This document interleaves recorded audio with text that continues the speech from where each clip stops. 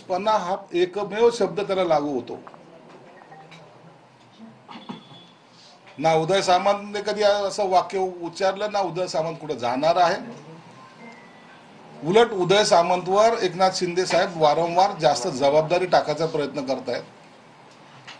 जे 4-5 जण आहेत महत्वाचे ज्यांना मानलं जातं त्यांच्यावर हे वेगवेगळी जबाबदारी शिंदे साहेबांमार्फत टाकले जाते.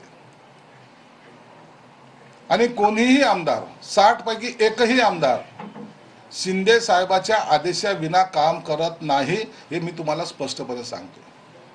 म्हणून असे विधान करून उदय सामंतकडे विषय मग त्या उदय सामंतकडे एक डाऊटफुली नजरेने आम्ही पाहावं असं जर त्यांना काही वाटत असेल तर त्यांचा गोड गैरसमज आहे.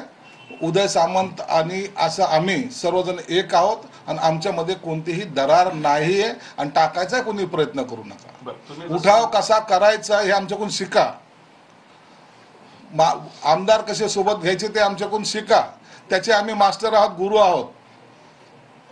तुम्हाला एका ठिकाणी बसून किंवा बडबड करून असे आमदार इकडचे तिकडे होत नसतात हे तुम्हाला कळायला आणखीन फार वेळ लागणार आहे.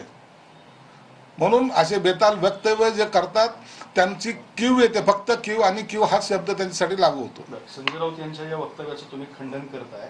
मात्र समजा जर तसं खरं असेल की उदय सामंतांचा एक गट आहे आणि त्यांच्यासोबत 20 आमदार आहेत तर मग असाही प्रश्न उपस्थित होतो की संजय शिरसाट हे कोणते म्हणजे ते 20 आमदारांमध्ये आहेत. अहो मी सांगितलं ना उदय सामंतकडे 20 लोकांचा गट नाहीये, 60 लोकांचा गट आहे.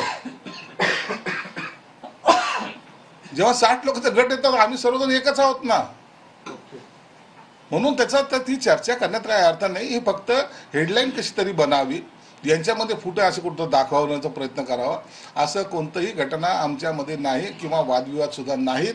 ही मी अत्यंत जबाबदारीने बोलतोय. विजय वडेट्टीवार म्हणाले की नाराजी दाखवून काही पदार्थ